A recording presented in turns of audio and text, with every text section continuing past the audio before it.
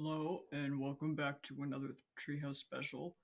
Today, I'm going to talk about the schizoid conception of self, volition, free will, and determinism.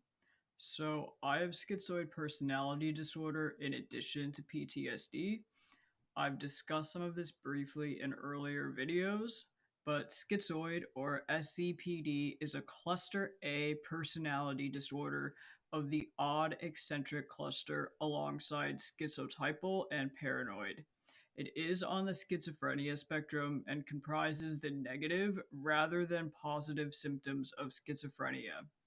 This primarily means that we have avolition, catatonia, a flat, blunted affect, which is our demeanor, limited interoception, which is our emotional sensations, a lack of bonds to others, including primary family members, and indifference to the opinions of others. Whilst this isn't a diagnostic criteria, many of us are also asexual and aromantic, meaning that we don't want to have sex with other humans, but we do usually masturbate and have no interest in romantic companionship. My most disabling symptom is avolition because I have comorbid ADHD. This means that when I don't have my medication, which is dextromethorphan 120 milligrams, I just sit there and zone out and I can't even hold a conversation or move my body, nor even do things like feed myself. It is genuinely crippling, and I'm unemployed because of this.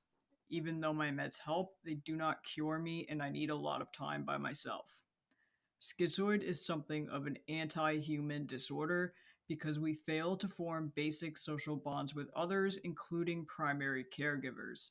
As a child, I got diagnosed with inhibited RAD because I could not tolerate human contact. RAD is reactive attachment disorder, and back then it was split into two: RAD inhibited and RAD disinhibited. The disinhibited one is now social disengagement disorder, um, DSED. Sorry, I forget what the acronym stands for.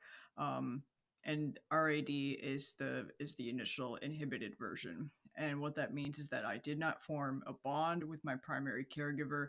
I could not be comforted. I rejected most human contact and things like that. Um, and these things differ from autism, which is one of the differential diagnoses for both schizoid and RAD. And they do differ from autism because autistic people genuinely want to socialize, but they lack the skills. I do not want to socialize, and it takes tremendous effort for me to do so. To even make this stream, I had to wait for my meds to kick in, as I was just sitting there mindlessly beforehand.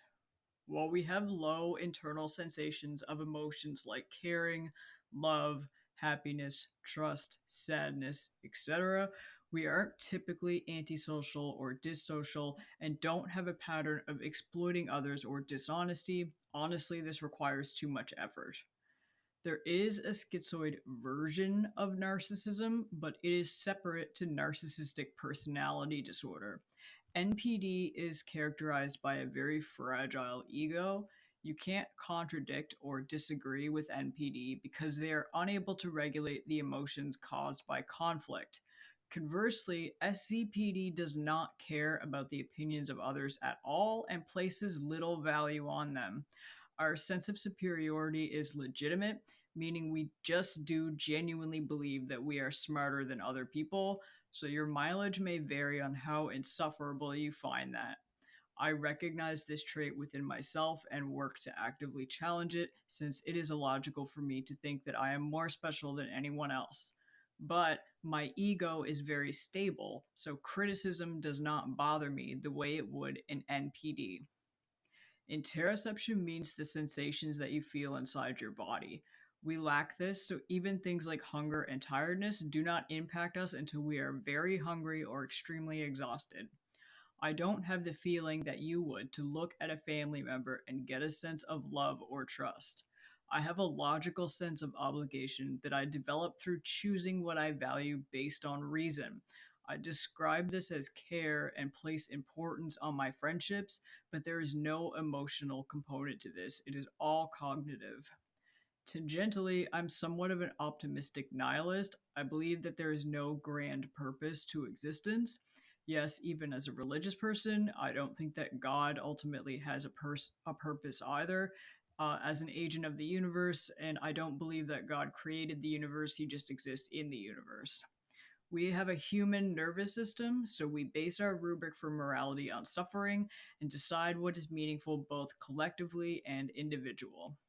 I don't believe in true freedom of will, but I do believe that we have agency because we know that the buried Schaff's potential or reaction potentials occur in the brain up to 2 seconds before we become conscious of a volitional desire. Our consciousness occurs because of quantum synchronicity in the brain, so our free will is in a bit of an in between state rather than fully determined or fully free. So we are not born deciding, I'm going to be an abuser. That happens because of brain abnormalities. It's no different than the forces of creation and destruction at work, like a virus infecting a host cell. I don't place much importance on the concepts of selfhood. I view myself as the electrical and chemical processes that occur in my brain, which happen without my choosing, that I can influence and impact through my own agency. The way that I view selfhood is very different to how others describe it. Personally, I think people mythologize this concept too much. The idea of a self as this intrinsic quality that must be discovered or which can be destroyed or altered from its baseline. We see this when people talk about not knowing who they are prior to trauma or expressing that they believe trauma changed them from what their self otherwise would have been. This is all a priori knowledge, so this viewpoint isn't particularly irrational or even bizarre, but I don't buy it. I do not think that there is a version of me that I would have been if I hadn't experienced trauma. I am my physical composition, my genes, my DNA, my atoms that make neurons and muscle fibers. It's like if you take a cup and smash it on the ground. It is a smashed cup, and if we want to talk about this version of the cup that would exist if it had not been smashed, we wouldn't be talking about changing the cup's molecular composition. Rather, we would refer to its position in space time, moving it from one end where it was smashed to the other end where it is whole. And this would not suddenly make it a plate or a fork, it would still be a cup. If I hadn't been traumatized, I might have different beliefs and a different personality, but that can happen without trauma. That can happen to you right now. You can change what you believe or create new habits. You can paint a purple cup blue. Who, or rather what we are, is where we are at any given point on the space time continuum. And these qualities are malleable and transient because change is an inherent process of existence. So I don't bother mourning the person that I could have been because if I want to change my beliefs or make different choices, I have the agency to do that now. The universe has some degree of predetermination. We do have evidence for this in the form of the buried Schaff's potential.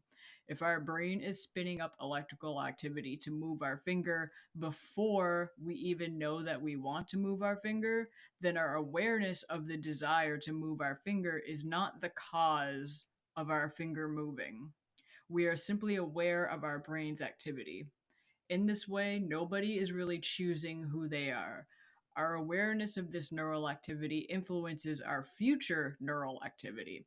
Consciousness exists due to neural quantum synchronicity, meaning that our neurons all flow and move in tandem and can trigger quantum superposition with information existing in various dual states. So, free will and volition exist in a type of illusory, liminal sense. We aren't locked into a loop because we can influence our own future thoughts and beliefs. But our inherent desires are essentially hardwired. They're a product of our composition, the specific electrical and chemical and hormonal balances in our system that transport between sodium and ion channels in unique pathways. Essentially, I do not see the utility in wishing that I were different. I have enough agency to be different if I choose, and trauma is not the sole reason that I am the way I am now. A good bulk of that is determined by my biological composition. I hope this has been an informative stream for you all, and as always, have a great day.